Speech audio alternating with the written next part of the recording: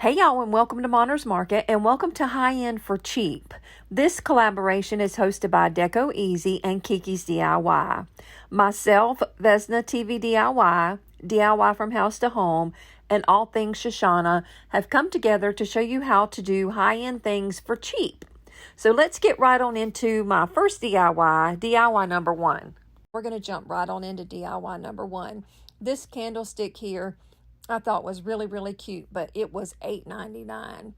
I mean, really, $8.99 for a tiny little candlestick. I happened to find this candlestick at the Goodwill for 99¢. And I go on Senior Day, and if you are familiar with my channel, you know I like to go on Senior Day to the Goodwill because I get half off. So I paid 50¢ for this. But because it was a 99¢ candle, I'm just going to go with the 99¢ for the price.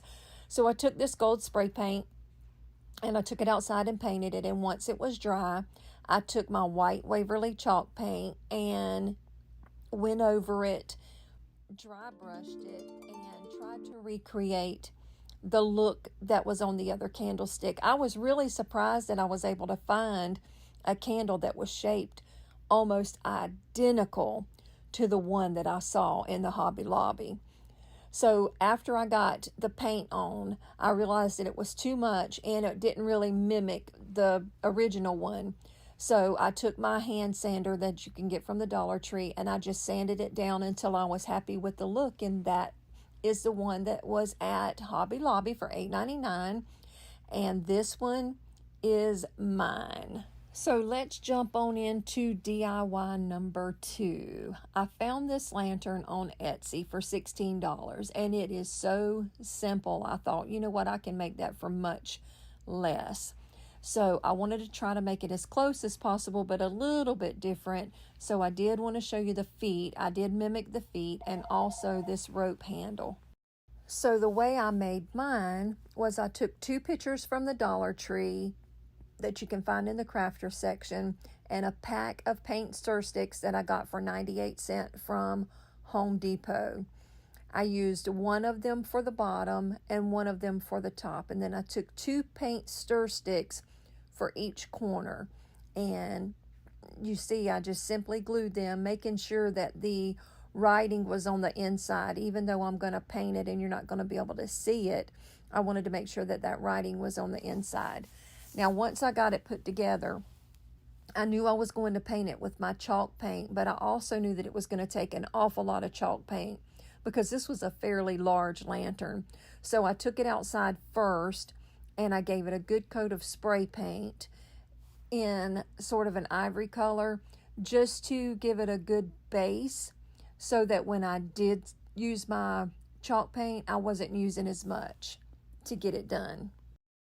So once I had it all spray painted and it dried completely, I took it inside and I used my Waverly chalk paint in the color Truffle. Y'all know I love me some Waverly chalk paint. I don't care what color of the rainbow it is. I love their chalk paint. So I gave this whole entire lantern one good coat of this Truffle chalk paint, and that's literally all it took by giving it that base coat. And like I said in my little writing message in my note, you can use any color for the base, because really all you're doing is giving it just that, a base, so that you don't use as much of your chalk paint. So anyway, then I took my white Waverly chalk paint and I dry brushed it all over, kind of heavy, and gave it just that really rustic look and feel. And I could have stopped right there, and I think I would have accomplished what I was trying to accomplish by mimicking the one for $16 on Etsy. But I'm a little extra, so I needed my lantern to be a little extra, and it really didn't cost me anything because I had what I wanted to add on hand, and that was just some little half beads that I used some coffee to stain, and I'm going to actually show you how I stained them in a few minutes on a different DIY. Now, I added that same rope top, and I thought I recorded it, but I'd gotten a phone call, and my lame self forgot to turn the doggone recording back on. But I did just drill 2 holes in the top of that, put the rope through, and tied a little knot on the bottom of the rope, and that was it. So this is my version of the lantern for $3 as opposed to Etsy's version for $16. So make sure you leave me a comment and let me know if you think I did a good job on my version of that same lantern. Don't forget that there is a playlist now, so make sure you go down below and watch what everybody else has created for you today. But look at that. I was really honestly kind of proud of the way that turned out. And I did leave everything natural because I thought it was just a really nice contrast. This DIY number 3 I saw at Hobby Lobby. So pretty much everything I think came from Hobby Lobby that I'm doing today, except for what I found on Etsy. No, that's a lie. I have something from somewhere else later on. So just ignore that I even said that.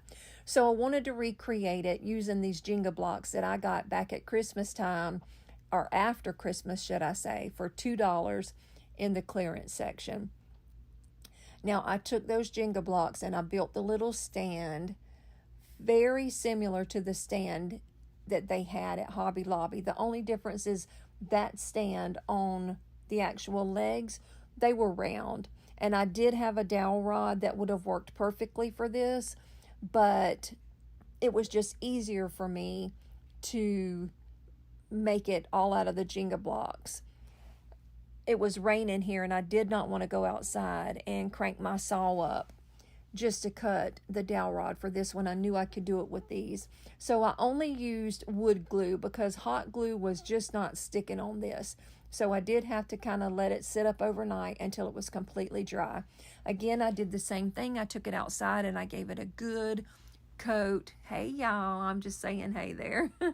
Of that same spray paint. And then I came back in and I covered it completely in the truffle.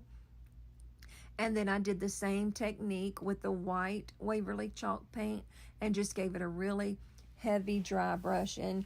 And that was that. That was all it took to make that little stand and recreate it for you guys. Oh, and the bowl, I forgot to tell you, came from the Dollar Tree for $1. So there you go. That's my version for $3. And this is their version for $23.99. Are you kidding me? $24 for something that I built for $3. I was really, really proud of the way this turned out. And believe it or not, it's a fairly large piece. It's not a tiny piece at all. So make sure you leave me a comment down below and let me know what you think about my little $3 version here. I saved, what, 21 bucks on this, and I'm pretty happy with the way it turned out. So I am excited to see what you tell me down in the comments below about how you seen it. Now, y'all just pretend y'all don't see that Jenga right there because I forgot to sand it down. So we're going to just pretend like that's not there. Let's get on into our next DIY. This one I think is my favorite.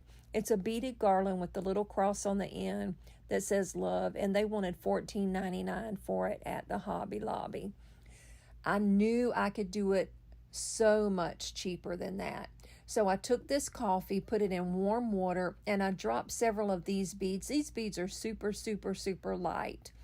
And I did not want to paint them because then it wouldn't look that much like the original. And there's the little half beads. I was originally going to put more than I did on that lantern, but I didn't want to get too crazy.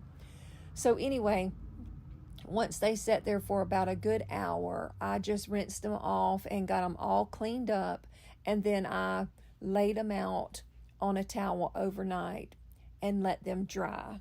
And here I'm just showing you the contrast of what the coffee does whenever you use it to color them. And I love the way it turned out. And I think it is identical to the color of the original one. So I just took my twine the next morning after they were dry. And I want to say I used 25 of those beads. Now, I always take a piece of tape and wrap it around my twine. This little cross I got from the Dollar Tree, and I wrap that tape around the bottom of it so the beads go on a lot easier. So I just went through and put my beads on. Now, some of the beads had little knots in between them. That's why you see it taking me a little bit longer than it normally would if I was just stringing them on there. But a couple of them toward each end had a little knot in between the beads.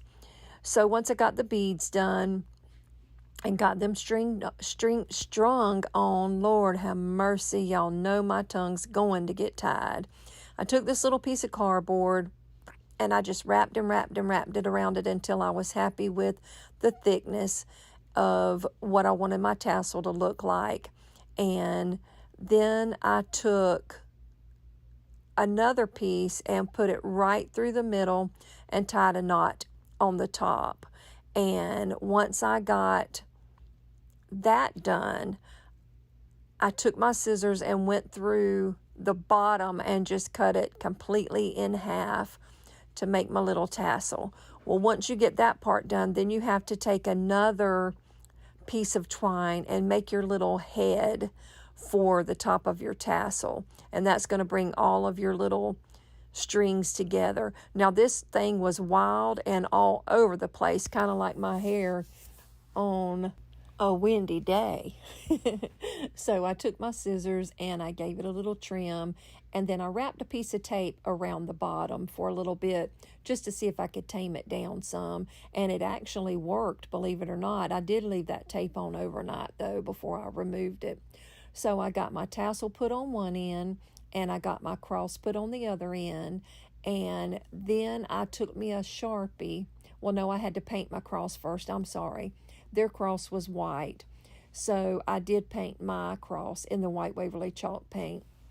It was a little rough, so I did sand it down as you saw. But once I got it painted and it dried, all I did was just took the black Sharpie and wrote the word love like you saw on the original. And I wrote it as close in the font as I could to the original one. And then once that was done, it was just a matter of tying it to the other end of my beaded garland. And like I said in the beginning, this to me is my absolute favorite. And that is their version. They wanted $14.99 for it at Hobby Lobby. And this one is my version, and I think it is almost identical to theirs. So let me show you how I came up with the price for this. You can get 300 of those beads for $10 on Amazon, and I will link it below. I used 25 of the beads. That come up with 83 cents. And then I added $1 for the little cross, and then a few more pennies for the twine that I used, and came up with a $2 price tag. So I'm really curious to know what you think about this DIY. So make sure you leave me a comment down below. And don't forget now that there's a whole playlist down in my description box. So make sure you go to the link that I provided and watch everybody in the playlist. You can watch the playlist from here by clicking the link down in the description box below. Now let's jump into the very last DIY. These are some metal balls from Crate and Barrel, and they run anywhere between $39.95 and $59.95, which is absolutely ridiculous in my opinion. I found these in the animal section at the Dollar Tree. They're just little chew toys for a dog. But when I seen them, I remembered those little orbs that I had seen on the Crate and Barrel website, and I know it's not identical, but it's pretty close. So I took the little tennis ball out, and I just took a little dab of hot glue and glued it back together. And once I did that, I took them outside and sprayed them with some gold metallic spray paint by Rust-Oleum. Now those little yellow and orangey balls that you see down below, I bought them at the Dollar Tree. It was 3 balls for $1. and those little tennis balls just would not pick up that spray paint. But look how pretty those turned out. Look at the detail on that, and that was the way the texture was whenever, you know, that's the way they came, is what I'm trying to say. So I used white, truffle, and ink as the colors for distressing these balls down and trying to give them sort of a metallic-y look. I don't know if I accomplished that or not so much, but I do like the way they turned out. And this is Crate and Barrel's version, again, for $39.95 to $59.95. And this is Brenda's version for $3. So let me know down in the comments what you think about this and everything else that I've done on the video for you today.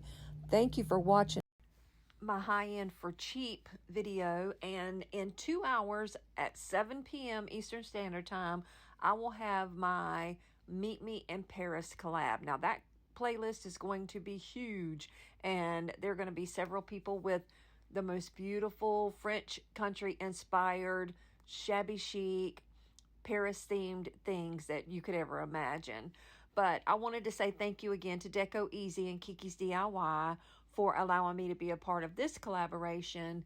And thank you for coming to Monter's Market. Thank you for watching. Be blessed. Bye now.